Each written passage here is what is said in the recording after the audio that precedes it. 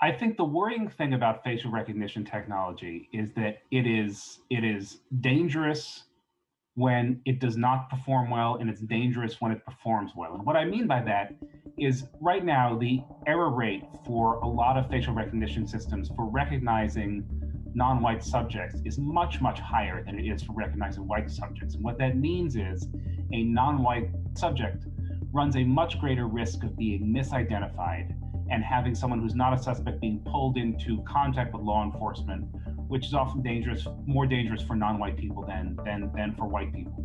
So it is dangerous in that sense, but it's also dangerous if it performs accurately because it tokens the end of our right to be anonymous in public, the end of our right to sort of not be tracked everywhere we go.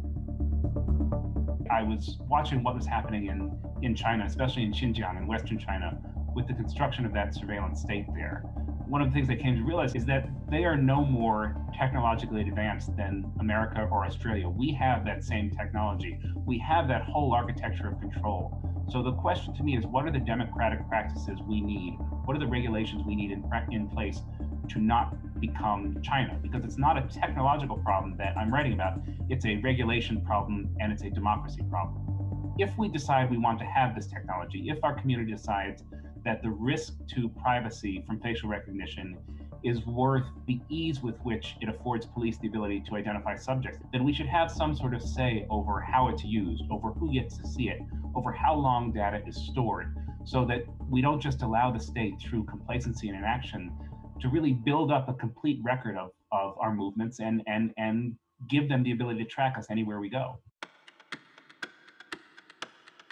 The most overt way COVID has sort of impacted surveillance is that you now have these alerts that you can enable on your phone that will tell you if you've been in contact with a known COVID case.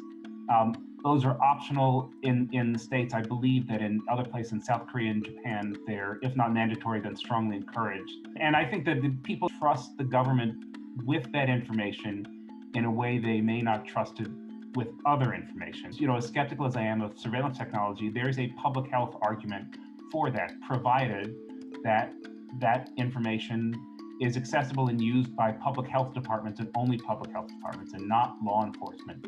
And it's stored securely and it's thrown away after 3 months, 6 months, or however long it has to be.